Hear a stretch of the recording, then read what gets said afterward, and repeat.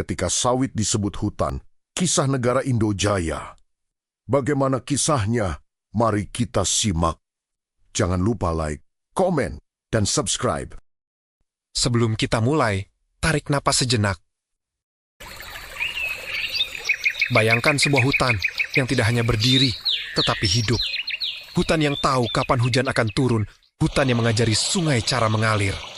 Hutan yang menyimpan ingatan ratusan tahun di setiap lingkar batangnya.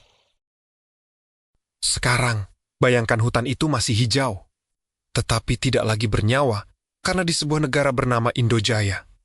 Hutan ditebang, diganti, dan kemudian, katanya sama saja. Indojaya, negeri yang pernah bernafas. Indojaya bukan negeri miskin. Ia kaya sebelum kata ekonomi menjadi mantra. Hutannya membentang dari pegunungan hingga pesisir, kabut pagi menggantung di antara pepohonan tua. Akar-akar menjalar seperti pembuluh darah bumi. Bagi masyarakat adat, hutan bukan milik negara, bukan milik manusia, melainkan titipan. Mereka berkata, jika hutan marah, banjir datang. Jika hutan terluka, tanah runtuh. Namun suara-suara itu perlahan dianggap kuno, tidak efisien, tidak produktif.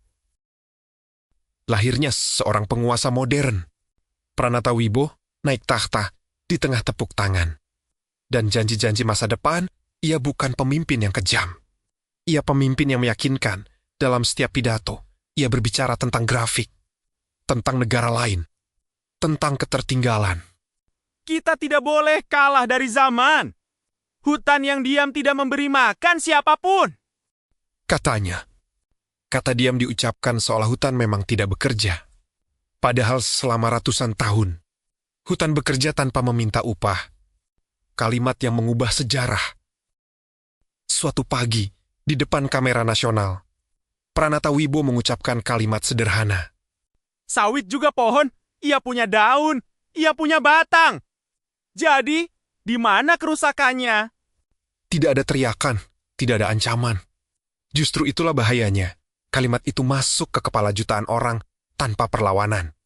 Karena terdengar logis, karena terdengar rasional, karena terdengar ilmiah, padahal kosong. Saat logika menjadi alat penghancur. Bulldozer datang membawa izin. Gergaji datang membawa tanda tangan. Pohon-pohon tua tumbang satu persatu.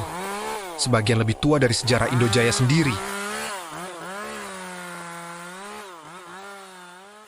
Burung kehilangan langit. Satwa kehilangan arah. Sungai kehilangan kejernihannya. Namun di ibu kota, layar presentasi menunjukkan warna hijau. Karena hijau tidak lagi berarti kehidupan. Hijau hanya berarti warna. Desa yang hilang tanpa dihapus. Di lembah Kalimati, Agung masih hidup. Ia menyaksikan hutan hilang tanpa pernah ada upacara perpisahan. Anaknya kini buruh sawit, setiap pagi berangkat ke kebun. Yang dulu adalah hutan tempat ia bermain. Cucunya sakit-sakitan, air bersih harus dibeli. Ikan tak lagi datang. Kami tidak miskin. Kami hanya kehilangan semuanya. Katanya. Sawit tumbuh cepat, tetapi ia tidak bisa menggantikan hutan. Ia tidak mengajari burung bernyanyi. Ia tidak menahan tanah dengan kesabaran ratusan tahun. Ia tidak mengenal musim. Sawit adalah tanaman, hutan adalah peradaban. Namun Pranatawibo tidak melihat perbedaan itu. Karena perbedaan itu tidak terlihat dalam grafik. Badai datang tanpa pidato, hujan turun tanpa grafik. Tanah longsor menelan desa, sungai menelan jalan, di Istana Batu Putih. Air naik perlahan, Pranatawibo berdiri sendiri, tanpa kamera. Tanpa naskah, dan untuk pertama kalinya. Alam berbicara lebih keras dari logikanya. Pranatawibo lengser, bukan sebagai penjahat, tetapi sebagai simbol kegagalan, namun sawit tetap berdiri. Logikanya tetap hidup, karena kesalahan terbesar bukan pada kebijakan, melainkan pada pembenaran. Di Indojaya, orang-orang akhirnya belajar. Tidak semua yang berdaun adalah hutan, tidak semua yang hijau adalah kehidupan, dan tidak semua kemajuan. Bergerak ke depan. Karena hutan tidak bisa dibohongi, dia hanya diam. Lalu membalas. Terima kasih sudah menonton Berita Viral HD. Tetap kritis, tetap bijak, dan sampai jumpa di berita viral selanjutnya.